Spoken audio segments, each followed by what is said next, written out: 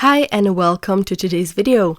My name is Daniela and today we are going to make this pumpkin shaped brooch together. It may not look like, but trust me, it's super easy. I think even a complete beginner can do it.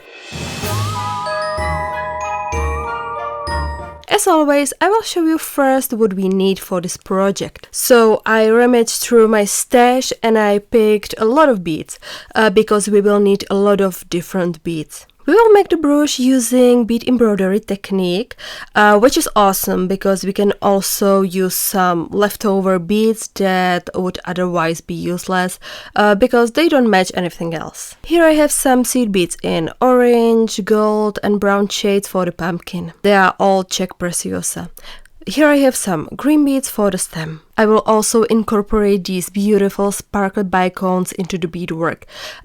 These fire-polished beads will also look amazing. Then I have some leftovers of Matuborula, so I will use them too. There are so few of them that they would probably be insufficient for another project. Whenever I have some leftover beads, I put them aside and then use them for some bead embroidery. I will also add 2 glass crystals to the design.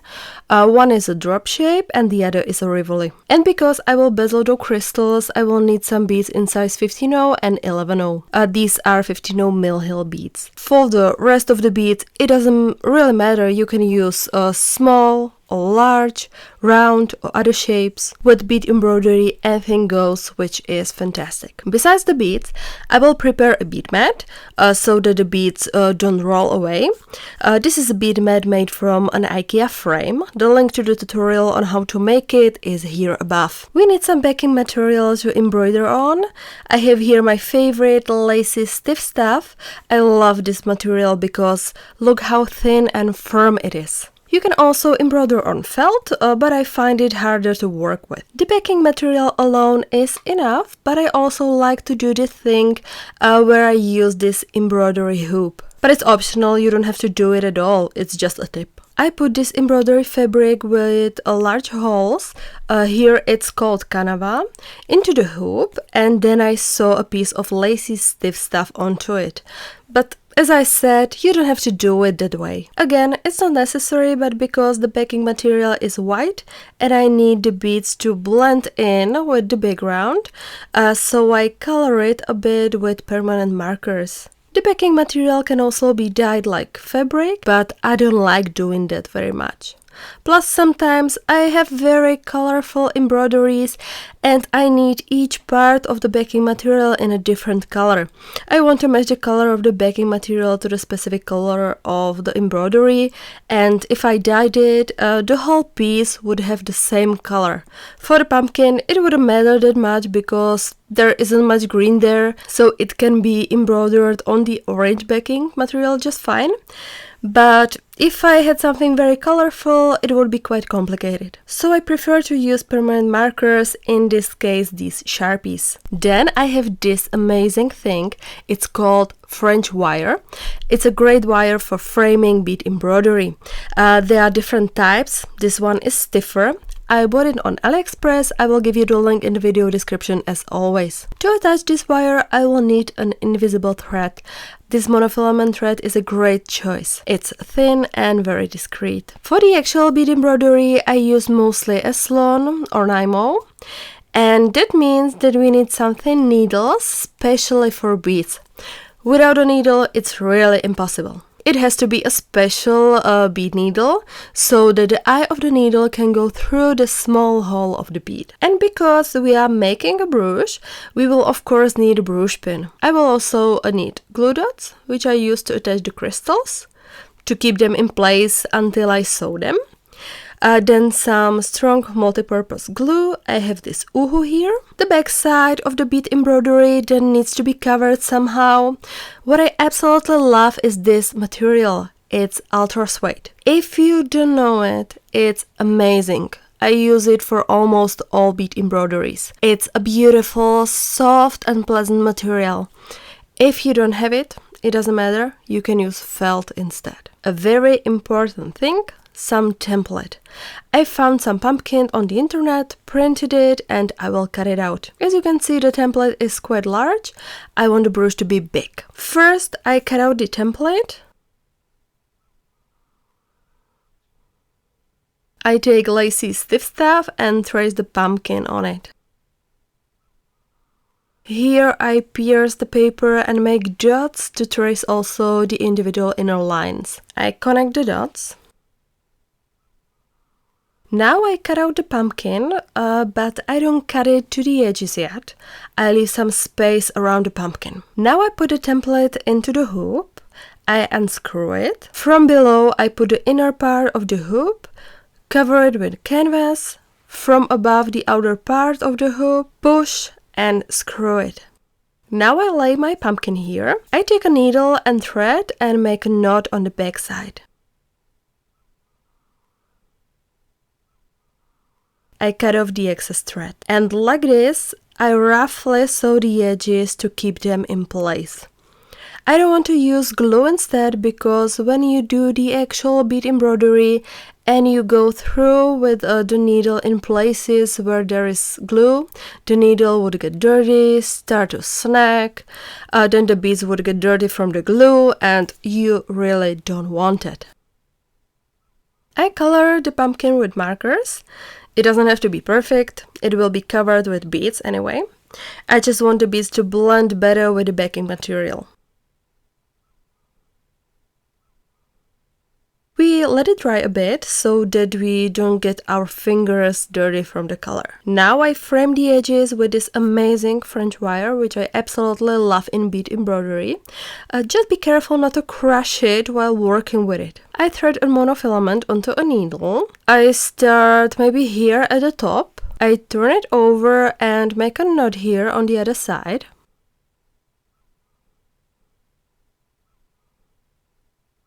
The beginning of that wire needs to be properly secured, and over that wire I make a bridge and catch it in place. I hope you can see at least a little bit of that. And because I want it to be super strong, I sew it several times, maybe 3 times.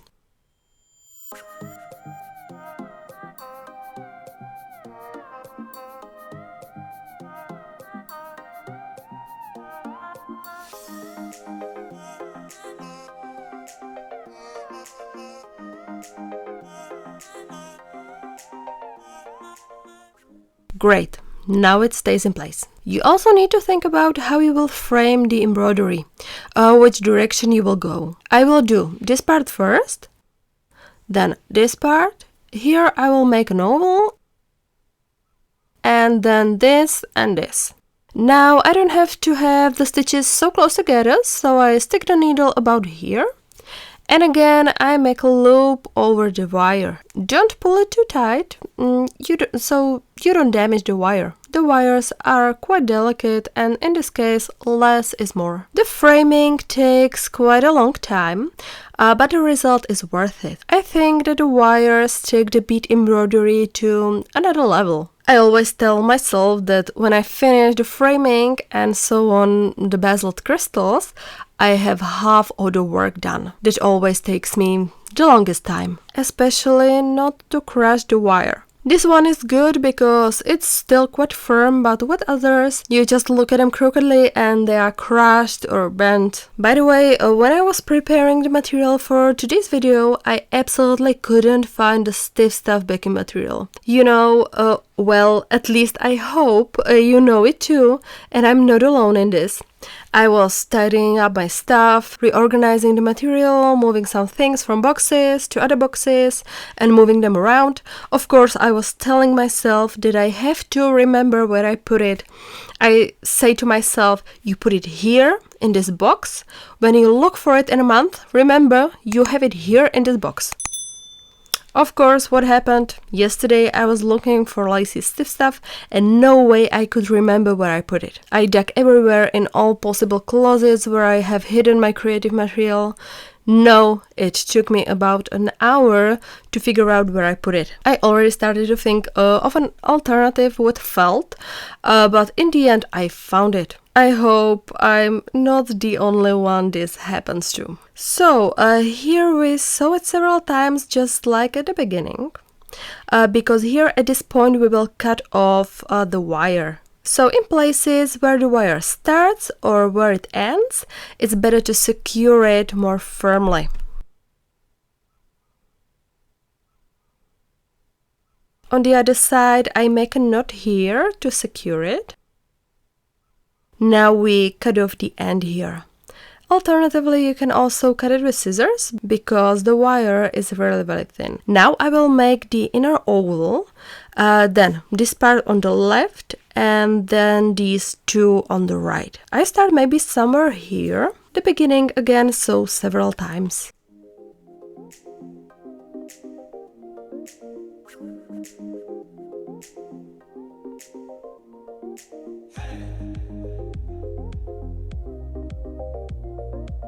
When we get to the end of the oval, we will try to cut it so that the join is as inconspicuous as possible. You don't need to cut a thread, just move where you need. As you can see, now I have the pumpkin all framed, and we will start adding beads. First, I always start with the largest ones, which means that I will place these two crystals. I want it to be more chaotic. I think one glue dot will be enough for me. I split it like this. And it serves to keep the crystal from moving while beading around it. I don't like to put the glue directly there, because I find out that some glues can corrode the back layers of some crystals, and then the backside starts to peel off. And it can show up even after some time, maybe after a few months, so I definitely want to avoid it. Or you can also use ready-made sewn crystals instead. I don't have any here right now, but I already ordered these in rainbow colors. I'm really looking forward to them. I prepare some 11 beads on a piece of Eslon, and I will actually bead around it with peyote stitch. And I have to achieve that the number of beads in the first row is even. I start the first row with a classic back stitch, which I use for bead embroidery, and then I will continue with peyote stitch.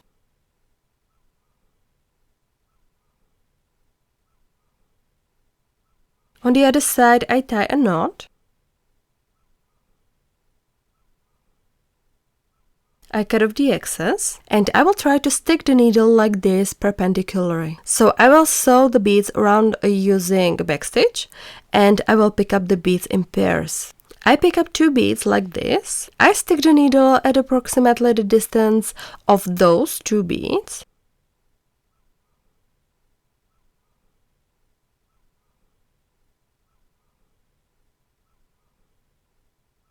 I go back with the needle before those two beads.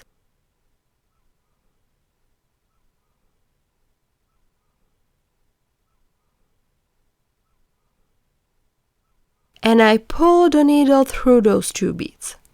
That's backstitch. We will use this throughout the bead embroidery.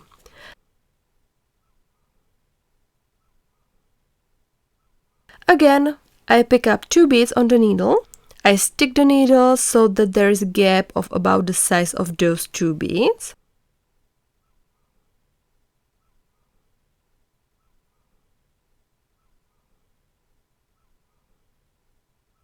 And this time I don't go back 2 beads, but 3 beads back. So you will have the needle before that third bead.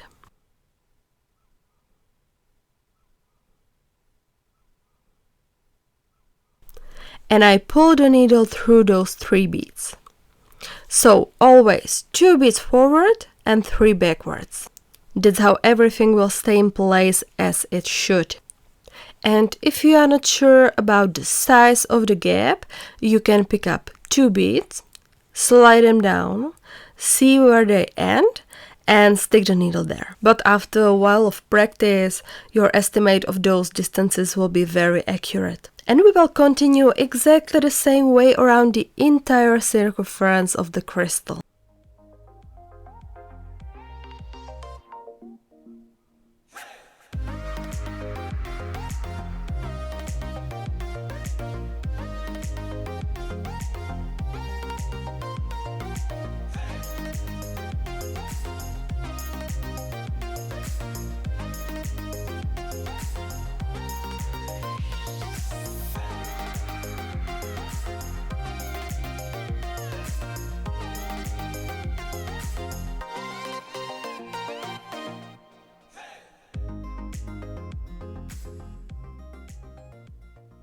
So here we have space for the last 2 beads. If it doesn't quite work out for you, try to squeeze those 2 beads in there, because an odd number of beads would complicate it.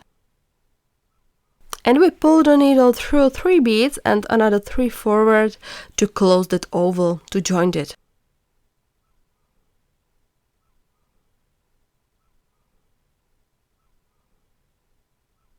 The crystal is framed, and now we will continue with classic peyote stitch. You probably know peyote stitch. If not, I will show you anyway. The principle is very simple. We pick up 1 bead, and I will take a little longer needle for this, so it's easier to work with. The thread comes out of this bead, we skip the next bead, and pull the needle through the next bead.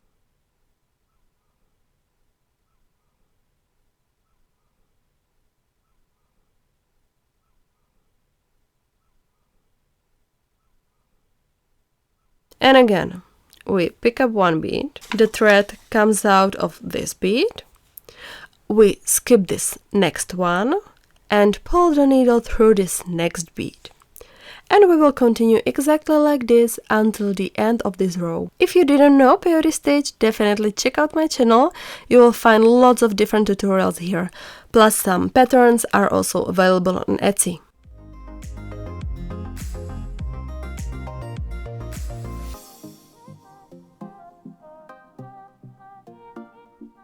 So now we have come to the end of the row. We are missing to sew on the last bead, and then we will do step up. We skip the very next bead and pull the needle through 2 more beads. And that gets us to the next row.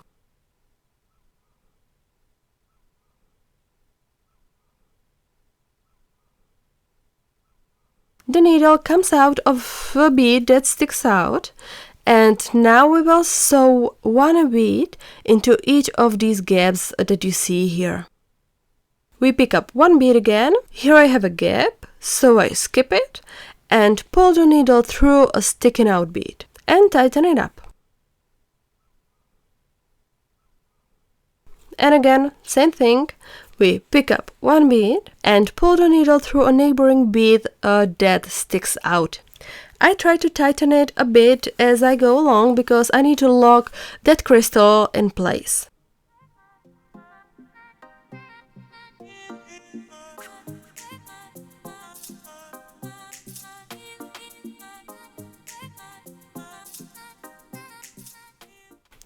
We've come to the end of the row again, and we will do a step up again. That means we will pull the needle through 2 beads.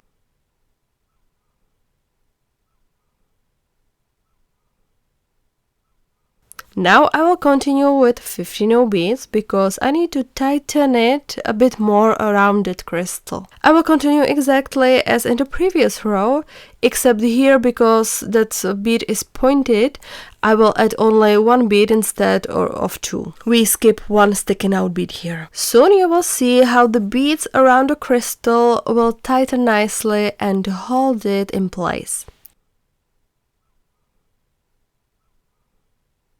Here I got a tip, so here I completely skip 1 bead that sticks out.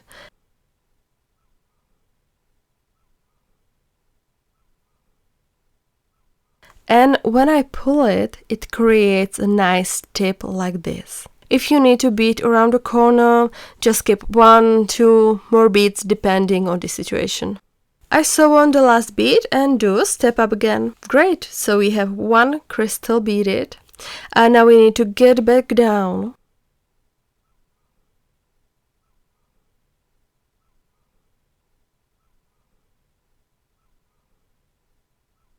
On the back side I make a knot, because whenever I sew on a larger element I want to secure it, in case some part starts to unravel, so that it doesn't destroy too much of it and it's possible to fix it easily. And now I will bead around this riverbed. It's done exactly the same way as the crystal. Actually, it's even simpler because we will just bead around in a circle.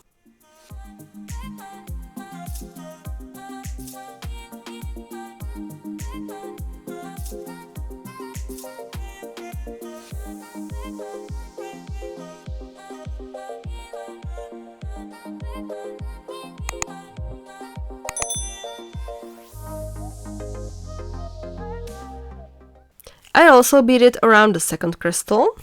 I think we have a very nice base. I prepared some different beads that I will use for the embroidery. I will start maybe here in the corner. We will do backstitch, so I will sew on 2 beads.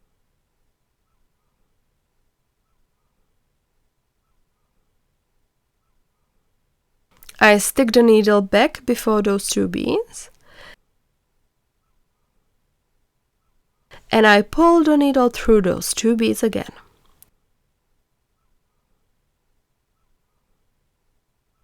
Now I will take maybe a bicone. I will alternate different beads. I will sew it on separately and go back through 2 beads. It's good to go by feeling a bit and pick up such an amount of beads that it fits nicely on the backing material. Somewhere I will sew on only 1 bead at a time, sometimes maybe 3.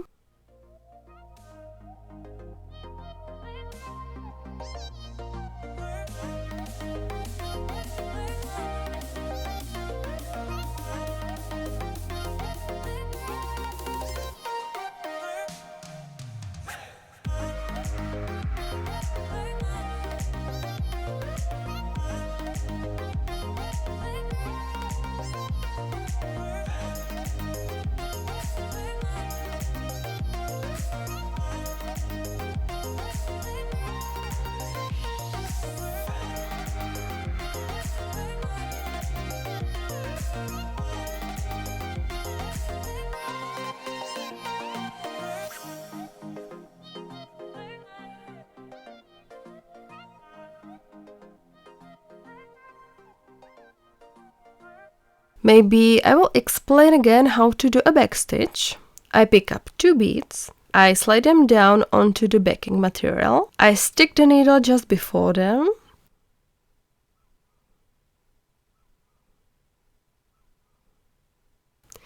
and I go back 3 beads.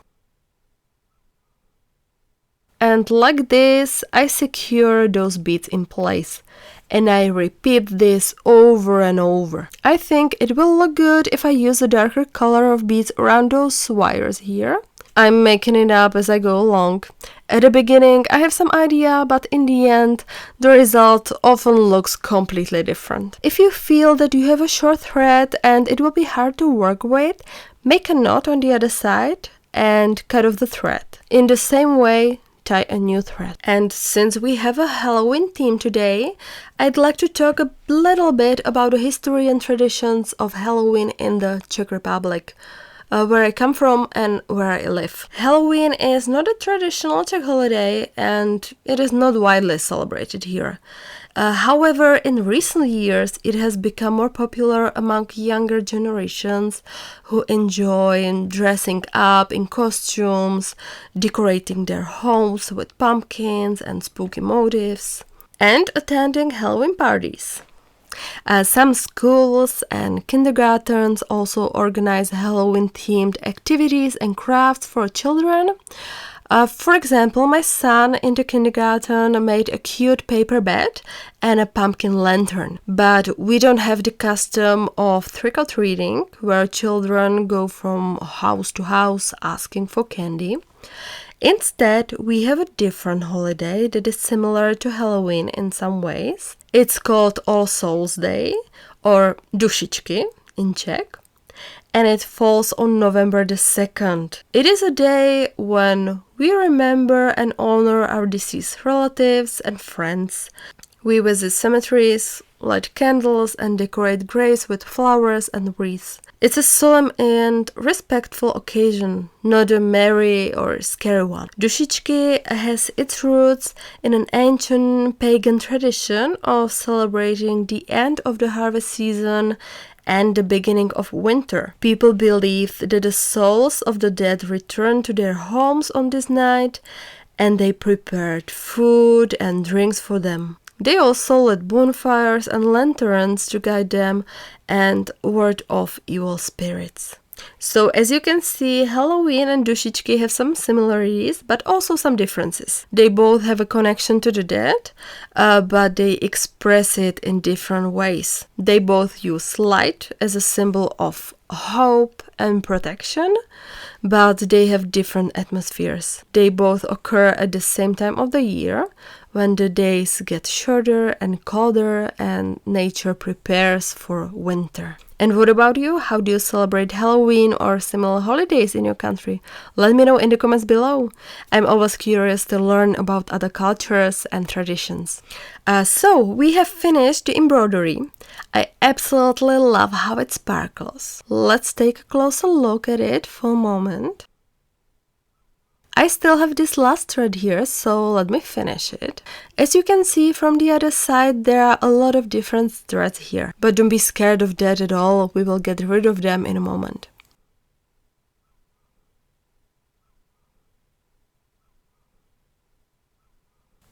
I opened the hoop, and now we cut out the pumpkin around the edges. First I removed those threads that held it all together.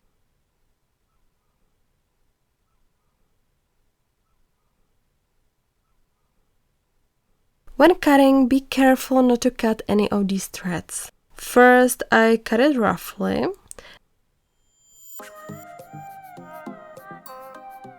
And now I cut it precisely and pay attention to the threads. I will help myself with different scissors to make the edge nice.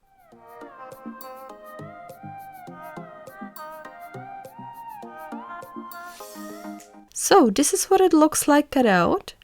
Here the edges are white, but we will fix that in a moment. The advantage of embroidering on lacy stuff and putting embroidery fabric under it is that the pumpkin lies flat. And of course it also helped that I stretch it into the hoop. If I sewed it just on felt and in my hand, the brooch would probably be a bit twisted inward like this. Sometimes I see it in some tutorials and then they solve it by gluing a piece of cardboard to the bottom before gluing the backside. I still need to disguise the edges a bit. I will take a Sharpie again and color the edges like this.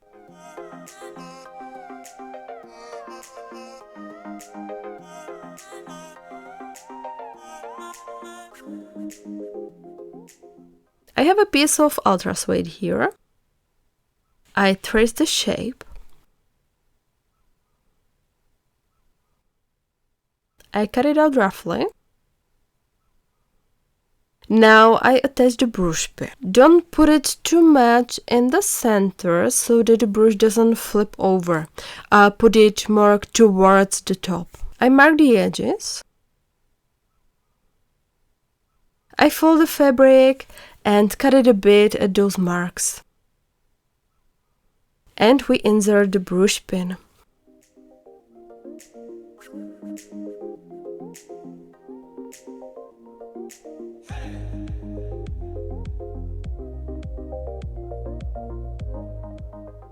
I glue it lightly.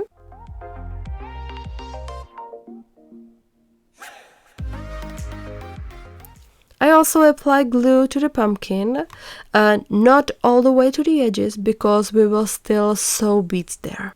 And I put some glue on ultra suede too. I put both parts together and let them dry for a while. As soon as it's a bit dry, I take scissors and cut ultra suede around the edge. I don't make an overlap here, I try to make it perpendicular and aligned.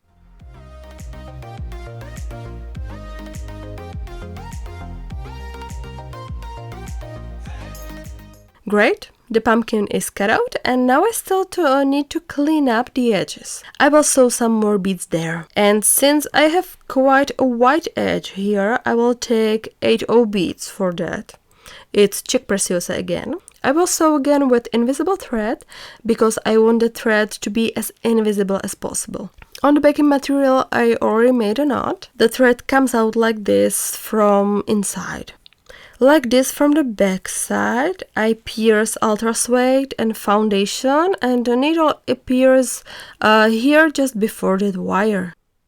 Now I take one brown bead and again go through ultra suede and foundation and end up before the wire.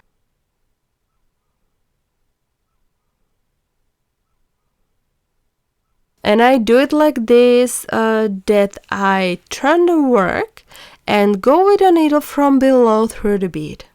Turn it back and tighten it up. And that bead makes it sit on that edge like this.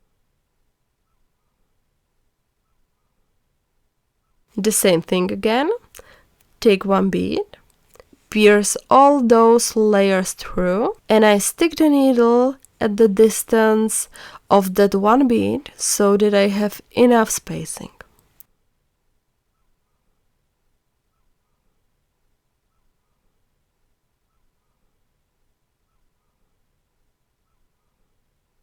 Then turn it over and go from below through the bead again. That will seat it in place. I just want to say that you don't have to turn it over. It's easier for me to do it this way, so I'm used to turning it over. Again, one bead. Stick the needle through all layers. Now I won't turn it over and go from below through that bead again and seat it in place. The result is exactly the same. We will continue like this around the entire circumference of the brooch.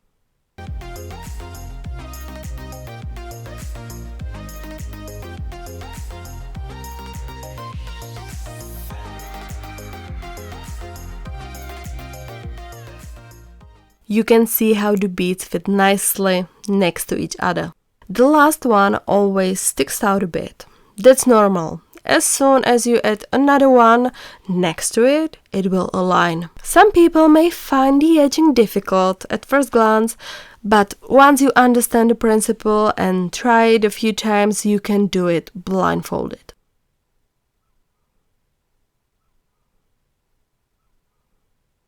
Of course, in the course of the edging, I noticed that I had the brooch pin upside down. So, nobody is infallible. When it was still a bit wet, I fixed it and turned the brooch pin over. So, now it's right. And now I sew the last bead into the last gap.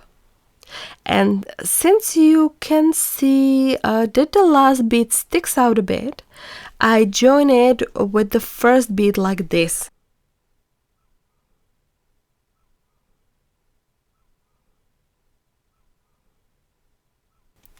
I can stitch the joint again to make it stronger.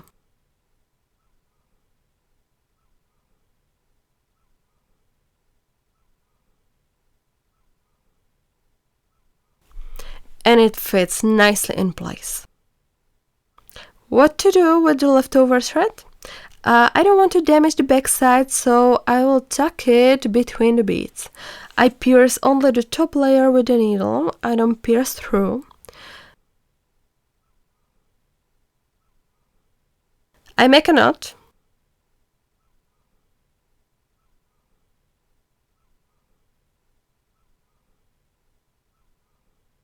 Maybe I will make another one.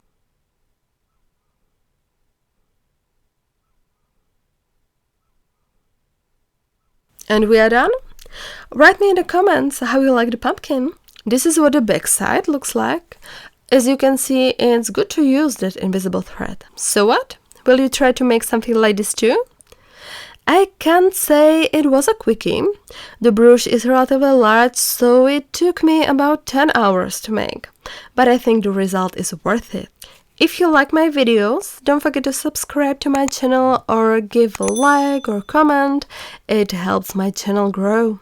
Also, check out my Etsy shop, and for premium content, also Patreon or membership here on YouTube. Thanks for watching and see you next time. Bye!